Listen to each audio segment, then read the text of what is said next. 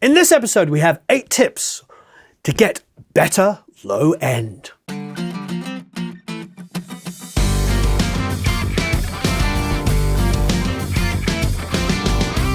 Thanks ever so much. This is quite an exciting, often contentious subject.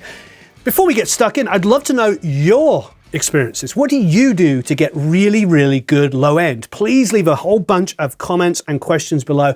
I love interacting with everybody, and I love it when you interact together and learn from each other. That is what this community is all about. So number 1, be aware of the limitations of your room. Now, my control room's a pretty darn good size, and it has some bass traps built in the walls. And here, there's some stuff in the corners. There's a nice equilateral triangle where you sit over here, etc., etc. However, it's still not perfect. It's not an anechoic chamber. It's not the most perfect listening environment. But it's better than many other environments I've worked in. The most important thing about this is I am used to the room. I know how things sound in this room. That is the number 1 thing, is being used to your room. So the way to get used to your room is to reference a lot of stuff in here. And then when you've mixed, take them to other environments and see how it translates. Most people, even some big professionals, are mixing on smaller speakers in small rooms. The most famous speaker for mixing for decades, thanks to Bob Clearmountain, of course, is the NS10. Bob started mixing with those, I think, late 70s, early 80s, whenever they first came out. He wanted to mix with hi-fi speakers that sounded like people's home hi-fi, so he could have a mix that translated from the studio to everybody else's hi-fis. However, without a sub, an NS10 really doesn't do a great deal in the super low end. So you have to be very, very aware of what your speakers are going to reproduce. And that is going to be a big topic of the conversation. So number 1, be aware of the limitations of your room. If the low end is not being reproduced because of the sound of the room or because of the size of your speakers, that's when you need to listen to a lot of reference tracks, and don't be afraid to go and reference your mixes in lots of different environments. It is a combination of those 2 factors that will teach you how your room sounds, and you'll know how to get the best results in your rooms. And don't be afraid to use headphones. There's nothing wrong with checking on headphones. The blue headphones we use a lot have a lot of low end, and if it's excessive in the mix, they really don't like it. So headphones are something don't be afraid to check on. They will tell you a lot about your mix. Number 2. Do you need a sub? Now, this is a big one because in small rooms, adding subs is quite a painful experience, and you can really throw out the balance. But if you're using very small drivers, like 3.5, 4-inch, 5, even sometimes 6-inch drivers, don't reproduce that much below, say, 100 hertz maximum, sometimes even higher up. So adding a sub is a natural thing to do. You can add a sub, and I actually recommend it in many situations, but more to check the low end. Personally, I don't mix with the sub on all the time, but it's a great way of checking mixes. It's a great way to check other people's reference tracks in your room and see how they sound in the sub. But I do like the idea of adding a sub. It's not the number 1 thing I would recommend, but I think it has a lot of potential for playback, to impress clients as well as listening to your mixes. It's something you should consider. Now, with using a sub, you have to get that balance just right. Find great mixed tracks that you absolutely love. Play them back in the room and make sure that low end is not blowing up, but it sounds really nice and balanced. Because otherwise, if you've got that low end absolutely pumping, you will lull yourself into a sense of security and you'll end up not putting enough in there. Or the other way around, if your subs are too quiet, you'll end up pushing the low end even more, and again, you'll completely throw off the mix. So make sure your subs are adjusted really, really well. They're not the first thing I would recommend, but I think it is a good way in a small speaker system to add something just for a bit of low thump. You just have to be very careful. And the best way to do that is to take incredible mixes that you know translate everywhere and listen in your room with the sub on and adjust accordingly. Don't crank it too much. Add it there for just a little extra low end And make sure you can have it on a switch so you can turn it on and off. Personally, I like to mix. If I'm using 6 or 8 inch drivers, I like to mix and then turn the sub on or off and just to double check. Number 3, you don't always have to boost the low lows on a signal to make it heard in the mix. Having low lows on your kick and low lows on your bass is only part of the story. Quite often when you have a kick drum tucked underneath, you hear this kind of thump, but without any snap to it, without any click to it, which can be anywhere from like 2.5 or even 7K and above on like a heavy rock kick.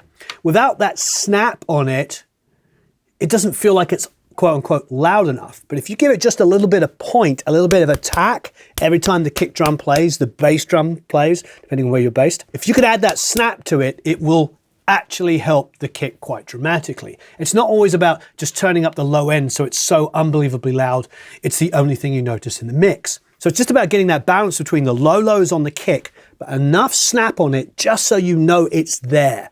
And getting those two things to sit properly together is a real art form, but it will help if you've got that snap to know the volume of the kick. Otherwise, those low lows can really blow up your speakers. So be super careful. Make sure you get some point on it. Something that draws your ear in, because those high mids will come forward and you'll then identify the low thump. Now, for the bass guitar, it's similar. I tend to go around about 3K and make sure I've got something in those high mids on the bass guitar that just add like a little bit of grind and stuff like that. With 80, 100 hertz on the bass guitar itself, it will just start to give it some body. But the last thing I want to do is turn up that 80 to 100 so loud that that's the only thing driving the sound of the bass. It needs a little bit of personality above. For me, if you're doing heavy rock, you can have that bass just be the low end and connect with the guitars. But in other genres where there's more room and more space in the mix, I like to have a little bit of grind, a little bit of personality in the high mids of the bass. And that means I can have the bass seem to come forward a little bit with those high mids, but the low lows are supporting that sound. Number 4, create character with your low end sounds. The reason why I bring that up is things like low fat synths that are driving the songs. I have many songs where actually the low synth part is the bass line, and then when the chorus comes in and maybe some live electric guitars come in, the bass plays along with it. And I can keep all the low end of the synths, but the bass comes in and adds some grind, like I was talking about earlier. And what's nice about that is that grind, those high mids, can really give the low end, as I said earlier, some personality. Now, how do we do that? There's several ways of doing that. Quite often, I'll duplicate the amp or the DI, depending on what you've got. Sometimes you have an amp and a DI when you can. Duplicate one of those signals and just completely destroy it with saturation. In Pro Tools, we love Sans Amp. It's generic, it works, it does the job. Lo-fi is great. Decapitator, any saturation distortion plugin that you have handy. You can destroy the sound and then turn it down and bring it back up, and you'll be amazed. You can have this clean, fat tone, but this little kind of this grit around it, which soloed sounds a little nasty, actually really good and nasty, really good and wrongified. But in the track, all of those high mids just disappear.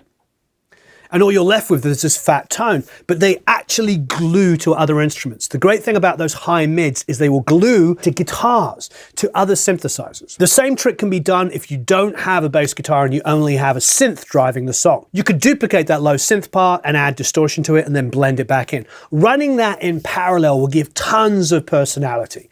I'm a big fan of paralleling things. As you saw in those saturation plugin demos I've done over the last week or so, I've done lots of things where I destroy the sound and then blend it back in. If you have one of those fancy new plugins from Waves like Berserk or something like that, you can do that. You can destroy the sound and just completely crush it and then back it right off and then just bring it back in lightly. And it will add so much personality. Those high mids and all that distortion and everything will get sucked up in the track, but it will give so much more personality to the sound. Number 5, consistent low end is the most important thing. I cannot overstate this. There is a reason why I love the Waves MV2 plugin. I just do, and you hear me talk about it all the time. Every other mix I do, you see me using it all over the place. The reason why I like that plugin is because I can take the low-level information and the high-level information and pull it together. I use it on bass guitars in particular all the time. Even the best bass players in the world are always a little uneven. There's not much you can do about it. If you've got a bass guitar, especially a vintage instrument, as much as we love them, they can tend to be a little uneven over the neck. Great bass players who know their instrument will compensate for it. They'll actually play harder or softer depending where it is. But a younger player or a more inexperienced player will probably hit too hard. And one of the problems with hitting too hard is the low end disappears.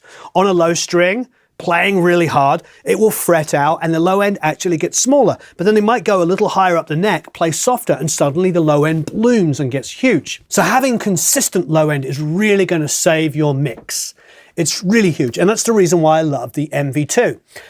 Lots of people talk about parallel plugins, and that's fantastic. You could completely parallel by taking your bass guitar mix and then destroying it and squashing it so aggressively that it has no dynamics, and then blending that back in against the other bass. That can work really, really well. But the MV2 is a plugin I really highly recommend. It's usually on sale for peanuts, for 20 bucks or something like that. But regardless, it's a really wonderful plugin because it does all of those things for me. It takes the low level information where the bass player's fretting out, and the high level stuff when it's just blooming and getting so loud, or wolf tones as they like to call it, bass players, and then just brings them together. And that consistent pumping low end is going to make your life so much better. It's also, frankly, going to teach you more about your room. If you're listening in a room where the low end is consistently mixed, you'll learn a lot more about it than if a kick drum is blowing up and getting super loud and disappearing, or a bass guitar is blowing up and disappearing. You're not going to know what's going on in your room because one minute low end is so loud and the other time it's disappeared. You want that to be consistent the whole time. Consistent low end is really important in mixes, and it really does sort out great mixers from not so great mixers. I have spent a lot of time listening to thousands and thousands of mixes over the last couple of years since we've done the Produce Like a Pro Academy. And one of the first things that everybody when they first enter comes in to deal with is low end, is consistent low end. It is a massive discussion.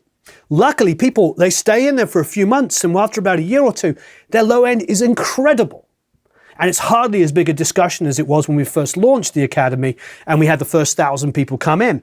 The reality is now, after a few years, everybody is getting that, and there's so many people in there that help each other that level has been risen really quickly. So you can come in not knowing your room, not understanding how to really treat low end properly, and people will just help. So it's fantastic.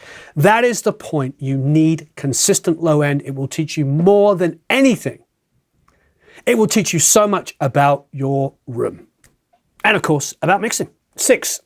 Decide what the lowest thing in your mix is going to be. I know that sounds really obvious, but in this world of EDM, hip hop, pop, trance, dance, whatever you want to call it, low end can be not just a kick drum. In rock, traditionally, bass guitars were around about, 60, 80, 100, sort of blooming around there. Kick drums were 40, 60, down low end, and it's pretty consistent in that world. Even when you go back to the 60s and the 70s where the kick drums were, higher up, everything was higher up. The low end was not as huge as it became by the 80s and 90s. Now with modern music, because we have such extended range and so much dynamic range as well as frequency range, low end can get actually monstrous and get into sub-levels on basses.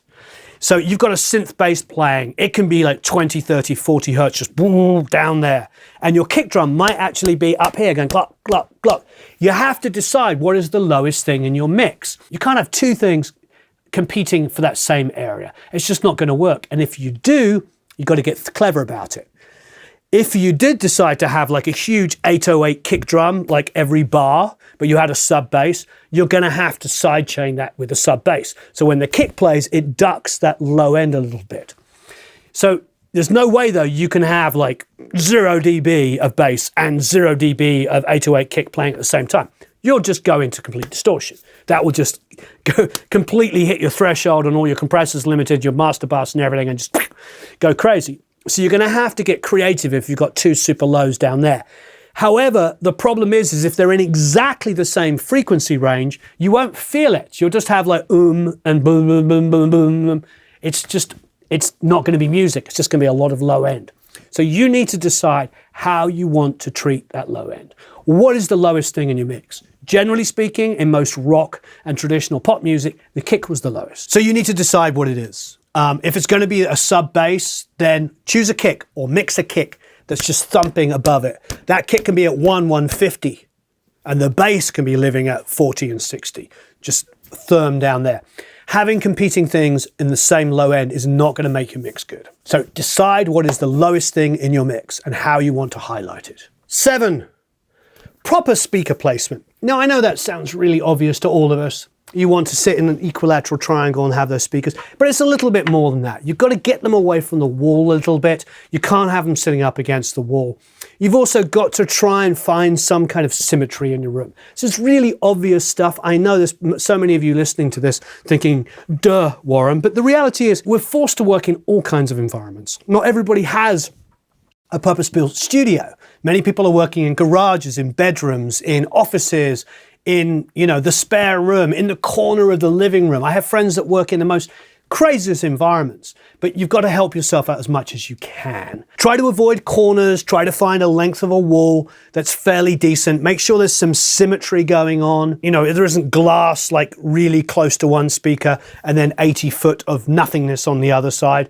That's not going to sound good whatsoever. So try and get yourself into a relatively symmetrical place where you can have some kind of control on it. You'll be okay-ish, and I use the word ish, if you along a long-ish wall, a decent wall, with a decent amount of symmetry around you, and you can sit in an equilateral triangle. There's so much more to it than that, and that's not perfect. But actually, as simple as what I just said sounds, so many people don't do that. They're forced to set up in a corner of a room, where, like I said, there's glass on one side and concrete on the other, and it completely destroys their listening environment. So try as much as you can to get into that symmetrical place and have your speakers placed in an equilateral triangle so you're sitting between them.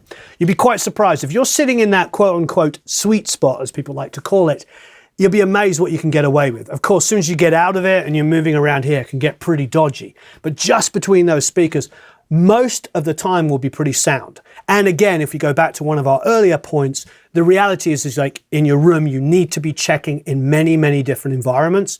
You also have to reference songs that you know sound amazing everywhere. Listen to other people's tracks, because then you'll know how your room sounds. And don't have too many of them. 6 reference tracks is probably enough. The 6 reference tracks of songs that you know really, really well is much better than having 500 that you don't know, or you sort of know, or you kind of know. Knowing tracks really well and knowing how they sound in your car, on headphones, on earbuds, in the room, in that room, in this room, whatever, is fantastic. Everybody I've ever worked with that knows what they're doing will take tracks they know everywhere they go. I think the best example of that is live engineers. The live engineers I know, like Matt Butcher, good friend of mine, one of the best, if not the best live engineer I've ever heard in my life, he plays the same tracks every night in every venue. He goes to outside huge auditoriums, he's in stadiums, he's in arenas, he's in small clubs, and he plays the same songs because he knows how those songs sound, and he knows how to get the PA to sound its best because he knows the music. Let's learn something from the live guys here. They're smart. Live guys we can learn a lot from. Last but definitely no means least, number 8. Don't be afraid to high pass. I know it's become a standing joke, but nothing worse, and the number one complaint I've heard from every mastering engineer is they get the mix and they don't know what the heck they're supposed to do with the low end. Basically, everything from 20 hertz to 300 hertz is just bleh. Maybe on the little 4-inch speakers that you mixed on, or the earbuds, or whatever you had, or the computer speakers, whatever it was, you didn't hear any of the low end whatsoever. 200 down, 250, even 300 down is just a big blob. You might be turning up what you think is the kick or the bass, but all of this other stuff is there as well. This sort of low end on guitars that doesn't need to be there. Like an acoustic guitar doesn't need much below 100 hertz ever, unless it's maybe soloed and you just want to hear, at about 150, I remove low end on most acoustic guitars. If they're on their own, maybe I'll let it go a little bit lower than that. But the reality is like you don't need that. Keyboards, pianos. Do I need another bass player? Do I need to hear that low octave, like down an octave below the bass guitar going away? Of course I don't. The bass guitar should be holding down the low end. But it's not just that. It's not just the logical arrangement choices, obvious things about stacking parts. Listen to orchestras, listen to Brian Wilson. Those are geniuses. They understand how to make low end work because they voice things that fit perfectly together. That's a great way. Obviously, get your arrangement, get the production right in the first place. But most importantly, if you're mixing somebody else's stuff, you sometimes just have to use EQ to solve those problems. They may have too much low end in all the synthesizers. They probably have too much low end in every guitar they've ever recorded because they're recording on small speakers and they don't hear it. There's probably rumble going on in the vocal. There's probably like AC noise, all of this stuff which they're not hearing on their little speakers. So get rid of it, because all of that low end just turns into absolute, unbelievable, horrible mud. And it is impossible, first of all, to do one of two things. Find kick drums and bass guitars to bring them out and make them feel lovely and fat and warm and everything you want from a master. Number one. And number two, there's so much low end energy in there, you can't get your mix loud enough. It's almost impossible to get a mix to be of a competitive level, or even to have a mastering engineer get it up there without them just wiping off all the low end, because there's going to be so much low end from 300 and below on every instrument where it should only really be on selective ones. So once again, number 8, don't be afraid to high pass. Okay, thank you ever so much. Please give us, I know there's tons more tips, please give us your tips. I would really love to hear them. Any examples you've had, any music you want to talk about, references, what speakers you use, what rooms you're in, just let us know. I love this conversation. Thank you ever so much for watching. Have a marvelous time recording and mixing. Don't forget to go to Produce Like a Pro, sign up for the email list and get a whole bunch of free goodies, and have a marvelous time recording and mixing.